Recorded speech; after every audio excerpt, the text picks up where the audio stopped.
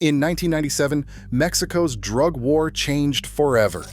14 elite soldiers vanished from the army, and within months, reports of disappearances and mutilated enemies began circulating like urban legends. This wasn't random violence. It was the calculated birth of Los Zetas, the group that transformed brutality into policy and power into a business empire. The question is not how far their violence went, it is how their methods redrew the rules for every cartel that followed. So how did a cartel built on betrayal and military discipline become the model for criminal power in Mexico? 14 men slipped out of their barracks in the late 1990s, leaving behind the rigid order of the Mexican Army's Grupo Aeromóvil de Fuerzas Especiales. These were not ordinary deserters. Each had survived some of the toughest commando training in Latin America: jungle warfare, urban assault, counterinsurgency, and advanced weapons handling. They were handpicked by Arturo Guzman de Sena, called Z1, who understood that discipline and loyalty forged in the military could be repurposed for something far more lucrative. Recruitment was not just about money. The pay dwarfed an army sergeant's salary, but it was also about trust. Z1 convinced his closest comrades with the promise of brotherhood and the thrill of operating outside the law. He leveraged their shared past, missions in Chiapas, tense nights in the jungle, the unspoken code of men who had seen death together. By 1999, this core squad had defected in full, forming the original cell that would become Los Zetas. Their first assignments were not drug deals, but enforcement. The Gulf Cartel needed more than street muscle. They needed men who could outthink police, outfight rivals, and carry out orders with military precision. The new squad brought a doctrine of violence that was systematic, not impulsive. Kidnappings were planned like operations behind enemy lines. Extortion became a form of psychological warfare. When enemies disappeared, it was done with the efficiency of a military unit erasing its tracks. The group's structure set them apart from every cartel before. Orders came down a clear chain of command. Training camps appeared in Tamaulipas, where new recruits were drilled in tactics and weapons handling. The Zetas recruited not just from the army, but from police forces and even prisons, binding new members through debt or fear. Early on, they established a reputation for never breaking ranks, enforcing silence and obedience with the same ruthlessness they turned on their enemies. What began as a 14-man squad would soon multiply, but the DNA of the group, discipline, hierarchy, and a doctrine of organized violence remained intact. This was not a gang. It was a paramilitary force built to enforce cartel rule with the cold efficiency of a special operations team gone rogue. Ociel Cardenas Guillen did not rule with empty threats. In the first years of Los Zetas' alliance with the Gulf Cartel, loyalty was enforced by fear, sharpened to a blade's edge by a single, unforgettable act. The story spread quickly among the ranks. A trusted lieutenant, suspected of leaking information to a rival, was summoned to a warehouse on the outskirts of Matamoros. The orders came straight from Ociel. There was no trial, no chance to explain. The man was forced to his knees in front of his closest friends, men who had once fought beside him in the army. Ociel watched as his command was carried out, execution swift and public, with a warning delivered to every witness. Betrayal would be met with death, and no one was untouchable. This was not a moment of chaos. Ociel's message was calculated. The body was left where it would be found, a reminder that the rules had changed. Silence was no longer just a matter of discipline, it was a matter of survival. From that day, the Zetas' code of brotherhood was fused with terror. Every order, every secret, every operation depended on absolute obedience. Even the most hardened veterans understood that loyalty was not just expected, it was demanded at gunpoint. Recruitment methods shifted. New members were vetted not only for skill, but for their capacity to instill and withstand fear. Training exercises began to include psychological tests, staged betrayals, and loyalty checks. The threat of internal violence became a tool for governance, as effective as any weapon. Ociel's doctrine was simple. Fear was the glue that held the organization together. The Zetas would not be undone by outside enemies, they would be destroyed only from within, and only if trust faltered. The cartel's leadership hierarchy hardened. Orders flowed from the top, and questioning them was as dangerous as crossing a rival. The murder of one man set the tone for 1,000 others. Violence was no longer just a tactic, it was policy, written in blood and enforced with military clarity. Under OCL's watch, Los Zetas became more than enforcers. They became an army ruled by fear, with discipline maintained not by loyalty alone, but by the ever-present threat of betrayal's price. The original Zeta cell, forged in the shadows of elite army training grounds and hardened by OCL's doctrine of fear, was never meant to remain static. As the years passed, the cartel's ranks swelled, no longer just former commandos, but a growing force of men drawn from police units, local gangs, even foreign mercenaries. The discipline that once defined them began to take on a new shape. Recruits arrived not just for loyalty or brotherhood, but for the promise of power and profit, each one adding a layer of complexity to the organization's command structure. In the midst of this expansion, a name began to circulate with quiet authority: Heriberto Lazcano. He was known as Z3, a man whose presence seemed to radiate control. Where others relied on brute force or personal loyalty, Lazcano brought something colder, an instinct for organization, for turning chaos into order. He watched as the original bonds of military brotherhood gave way to a machine that could run on fear, discipline, and ambition. Lazcano understood that the cartel's future would not be built on loyalty alone. He studied the shifting alliances and betrayals, the steady flow of money from new ventures beyond drugs. Oil theft, protection rackets, human trafficking were each becoming formal operations that required structure, planning, and a willingness to adapt. The Zetas' old code was evolving, and Lazcano was ready to shape it into something far larger than a gang of mercenaries. Inside the organization, whispers of change grew louder. Training camps multiplied in Tamaulipas and Veracruz, drawing hundreds of new recruits each year. The cartel's footprint spread across northern Mexico, its influence seeping into border towns, police stations, and city halls. Orders became more distant, more corporate. The chain of command thickened with lieutenants and regional bosses, each reporting upward in a system that rewarded results and punished hesitation. As the shadows lengthened, it was clear that a new era was coming, one where violence would be only one tool among many, and where the man called Lazcano would soon step from the margins to claim the center of power. Heriberto Lazcano did not waste time on ceremony. After Z1's death in 2002, he took command with the quiet authority of a man who understood both the promise and the peril of leading a force as volatile as Los Zetas. He was known for his calculating presence, rarely raising his voice and rarely seen without a file in hand. Where others ruled with charisma or brute intimidation, Lazcano preferred structure. He studied the chaos of the drug war and saw opportunity in order. The first changes came behind closed doors. Lazcano expanded the leadership circle, creating a tiered system of command that mimicked the military units he once served. Lieutenants were assigned to oversee regions, each responsible for their own squads. Every cell operated with a degree of independence, but always answered upward, their performance measured not just in violence but in revenue. Failure was met with swift replacement.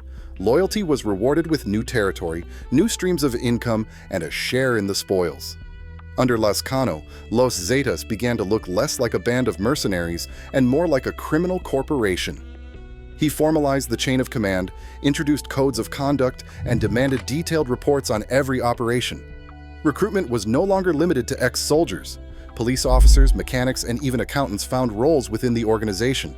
Training camps multiplied, now offering instruction in logistics, communications, and financial management alongside weapons and tactics. Profit, not just power, became the new doctrine. Lazcano recognized that drugs alone would never be enough to sustain the machine he was building. The cartel moved aggressively into new markets, including fuel theft, extortion, kidnapping, and human trafficking. Each venture was treated as a business unit, complete with managers and quotas. Pipeline siphoning in Tamaulipas and Veracruz brought in hundreds of millions. Extortion rackets bled entire towns dry, while human trafficking routes funneled migrants through checkpoints controlled by the Zetas, turning misery into cash. By the mid-2000s, Los Zetas' reach extended across northern and eastern Mexico. Their internal structure grew more complex, with regional bosses, plaza chiefs, and specialized teams for enforcement, intelligence, and finance. Orders traveled down the hierarchy with military precision, and money flowed up. Lazcano's model rewarded discipline and initiative, but punished disloyalty without hesitation. The organization he shaped was built to survive arrests, betrayals, and even leadership changes, a machine designed for profit, not personality. This was no longer a gang of enforcers. Under Lazcano, Los Zetas became a firm, ruthless, disciplined, and always looking for the next source of revenue. Fuel theft did not begin as a side project. For Los Zetas, siphoning oil from Pemex pipelines became a core business. It often brought in more money than cocaine. The operation ran with the precision of a logistics company, but in the shadows. In Tamaulipas and Veracruz, cartel cells mapped out the underground web of state-owned pipelines, drilling illegal taps by night and moving thousands of barrels before sunrise. By 2014, a single pipeline under Zetas' control lost 3.86 million barrels over 6 years. That was enough to fill a line of tanker trucks stretching for miles. None of this happened without technical skill. Mechanics and engineers, some abducted, others bribed, were forced to retrofit ordinary trucks with hidden tanks and pumps. One such captive, known as El Ingeniero Clandestino, later testified in a U.S. court about his months underground. He described being snatched from his workshop, blindfolded, and driven to a warehouse where Zetas watched his every move. Under threat of death, he designed mobile siphoning rigs and trained cartel crews to tap lines without triggering alarms. Mistakes were punished with beatings, and he witnessed executions for suspected sabotage. His work kept the fuel flowing, and it kept the cartel cash engine running. The scale was staggering. At its peak, Zetas' fuel theft brought in an estimated $371 million a year, with Pemex losing up to $1.29 billion in 2014 alone.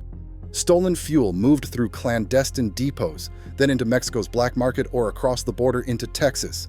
Corrupt officials and Pemex insiders helped keep the taps open and the trucks moving. The profits paid for weapons, bribes, and the payrolls of hundreds of gunmen. Extortion and protection rackets ran alongside fuel theft. Businesses, from small shops to entire bus lines, faced monthly quotas or direct threats.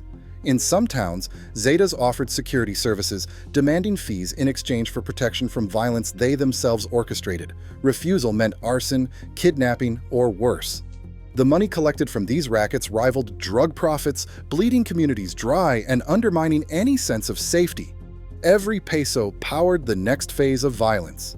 With cash from oil, extortion, and protection, Los Zetas could buy loyalty, fund expansion, and enforce silence across their territory.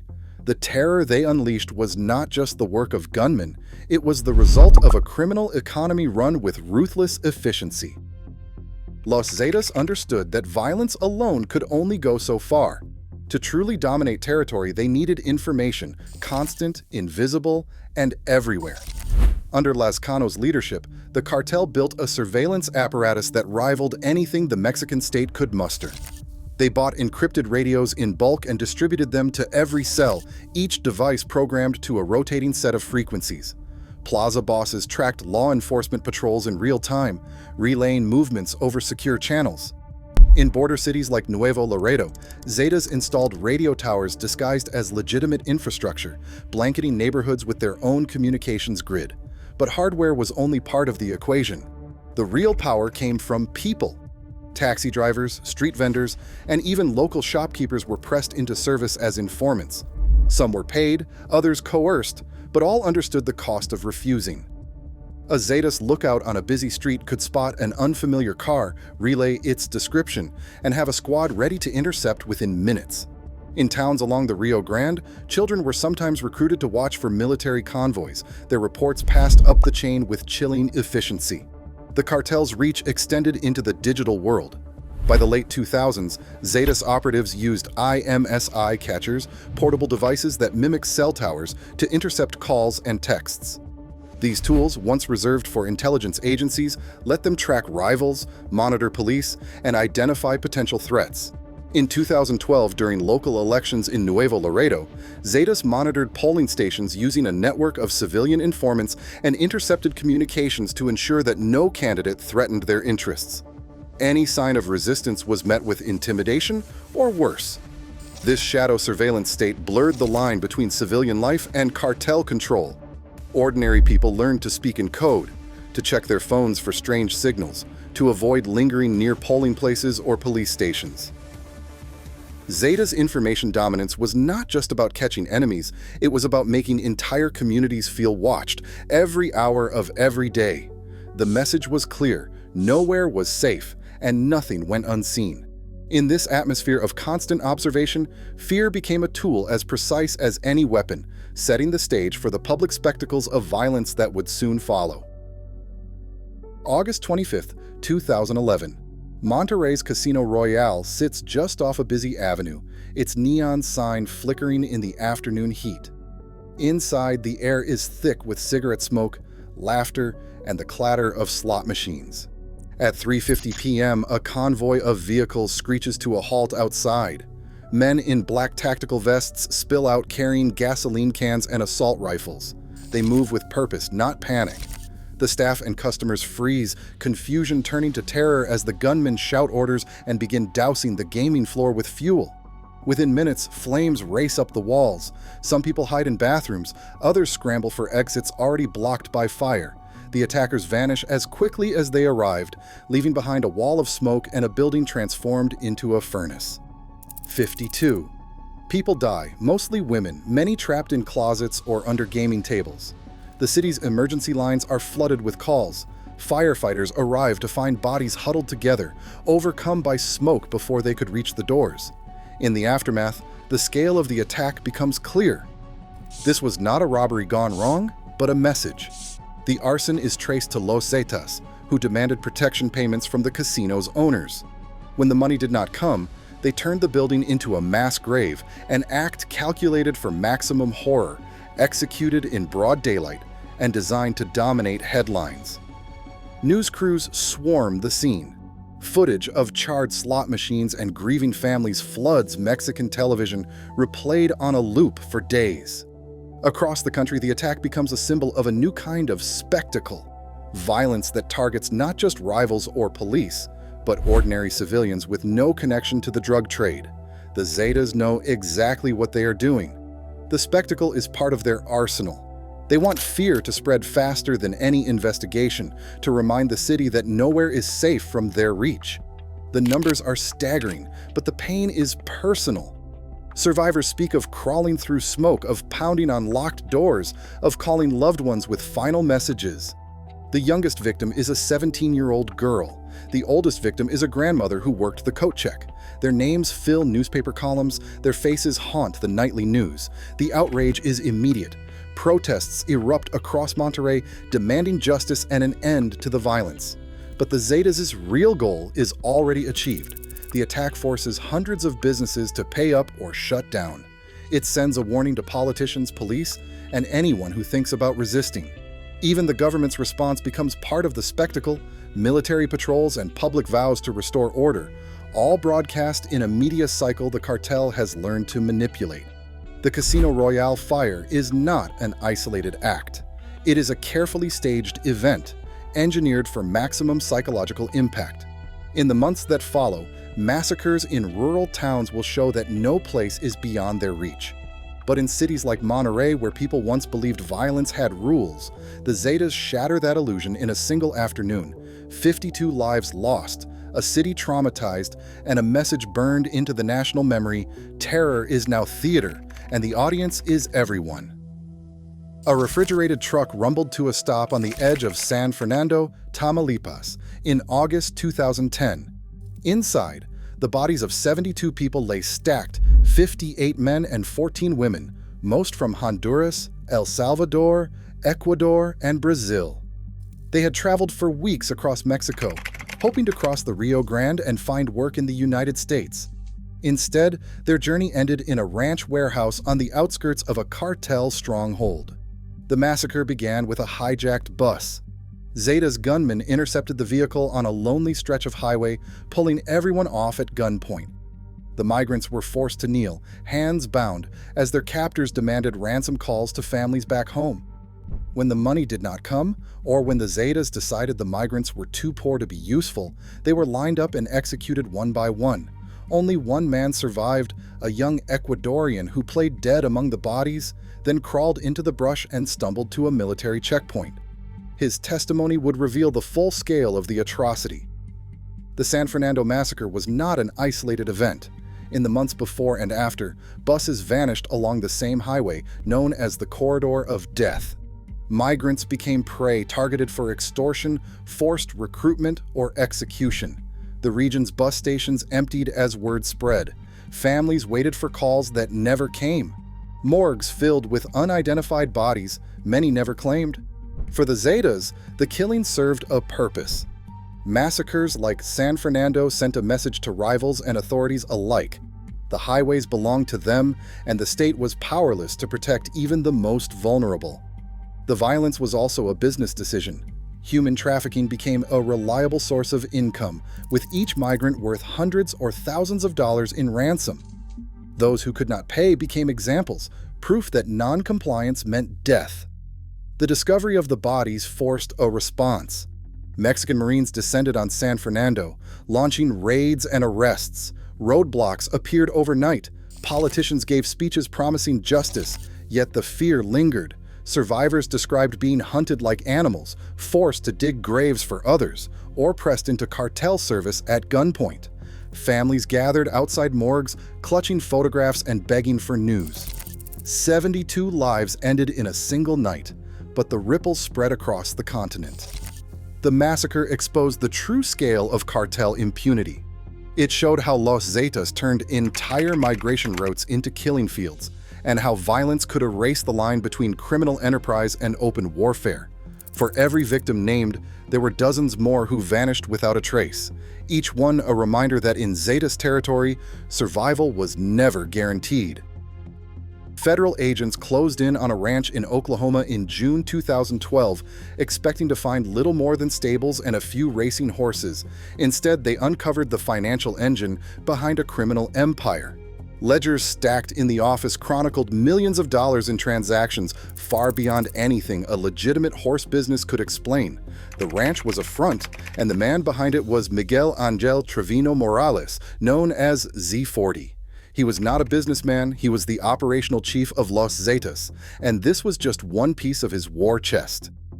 Investigators seized more than 540 rifles, 287 grenades, anti-tank weapons, and over 500,000 rounds of ammunition. These weren't relics or collector's items, they were tools of war, purchased with laundered cash from rackets that stretched far beyond drugs. The ledgers told a story of systematic laundering. Shell companies bought and sold quarter horses at major U.S. auctions, funneling illicit profits through prize purses and breeding fees. The sums dwarfed typical cartel earnings from cocaine. In some years, the money flowing through these stables rivaled the profits from entire drug corridors. The evidence pointed to a broader strategy. Trevino and his inner circle diversified their revenue streams, using legitimate businesses to hide the true scale of their operations. The horse racing scheme was only the most visible. Other fronts included construction firms, transport companies, and even small-town convenience stores, each one a node in a network designed to move dirty money without raising alarms. The Oklahoma raid dealt a blow to the Zetas' financial backbone, but it also exposed the corporate logic at the heart of their organization. Weapons were purchased in bulk, stored in safe houses across the border, and distributed to cells as needed. Accountants tracked every expenditure from bribes to ammunition as if managing a multinational enterprise. The operation's complexity revealed how far the cartel had evolved from its origins as a squad of ex-commandos. Trevino's methods reflected a new breed of criminal leadership. He demanded results, not loyalty. His lieutenants operated with business-like efficiency, each responsible for their own budgets and payrolls. When the U.S. Treasury froze dozens of bank accounts linked to the horse operation, the ripple effects reached deep into the cartel's hierarchy. Suddenly, plaza bosses found their resources cut off. Gunmen were left scrambling for supplies. The loss of liquid assets weakened the core, setting off a scramble for territory and control that would soon fracture the Zetas from within. The raid on the ranch did more than seize weapons and ledgers. It laid bare the machinery that powered Los Zetas' rise and exposed the vulnerabilities that would hasten their unraveling. After the arrests of its top commanders and the chaos of internal betrayals, Los Zetas fractured into competing factions. The most prominent offshoot, the Northeast Cartel, took root in Tamaulipas and Nuevo León, clinging to the methods and discipline first drilled into Zetas recruits years before. But the legacy of Los Zetas would never be contained by a single splinter group or a handful of fugitives. Their real impact spread like a virus through tactics, training, and a new criminal logic that outlived the original organization. Wiretap transcripts from the middle of the 2010s captured the voices of former Zetas lieutenants, now operating under new banners, instructing fresh recruits in the same brutal techniques. Compartmentalized cells, encrypted radios, and the use of terror to enforce silence. In courtrooms from Texas to Veracruz, prosecutors presented evidence of former Zetas teaching rivals and allies alike how to run extortion rackets, siphon fuel, and keep communities under constant surveillance. The Northeast Cartel's rise was only the most visible echo. Across Mexico, new groups adopted the Zetas blueprint, a militarized structure, diversified revenue, and violence as spectacle. The Jalisco New Generation Cartel, known as CJNG, became the most powerful of these successors. Intelligence reports from 2014 to 2023 document CJNG's adoption of Zeta-style military training, with former Special Forces instructors on their payroll and former Zetas commanders leading tactical units. Homicide patterns in contested regions mirrored the old Zetas model: mass graves, public executions, and the calculated targeting of civilians to break resistance. In Tamaulipas, Veracruz, and Michoacan, extortion and fuel theft became as profitable as cocaine. The model proved more durable than any leader or logo. Even as the original Zetas name faded, their methods became standard operating procedure for a generation of criminal groups. Surveillance, once the Zetas' secret weapon, is now routine in cartel warfare. Civilian informant networks, intercepted police radio, and the use of IMSE catchers to track phones have become the norm. The line between cartel and state blurs further, as groups compete not just for territory, but for control of information itself. The violence, too, has become institutional, no longer the outlier, but the rule. Massacres like San Fernando and Casino Royale are no longer isolated horrors. They are blueprints, replicated and refined. The Zetas' legacy is not measured in territory lost or leaders killed, but in the persistence of their model. Their blueprint, militarized, diversified, and governed by fear, outlived the men who wrote it. Today, every cartel that trains recruits in small units, collects protection money from entire towns, or turns public slaughter into a message owes a debt to Los Zetas. Their story is not just a chapter in the drug war, it is the template for a new era of organized crime where violence is strategy and terror is the business plan. Today, the blueprint Los Zetas designed, with militarized cells, diversified crime, and terror as governance, drives the evolution of Mexico's underworld. Cartels now earn billions from fuel theft, extortion, and trafficking, not just drugs. Communities live under constant threat as fear replaces law. The rules have changed, and every new cartel war traces its lineage to this violent template. The question now, who rewrites the rules next? Share your thoughts below.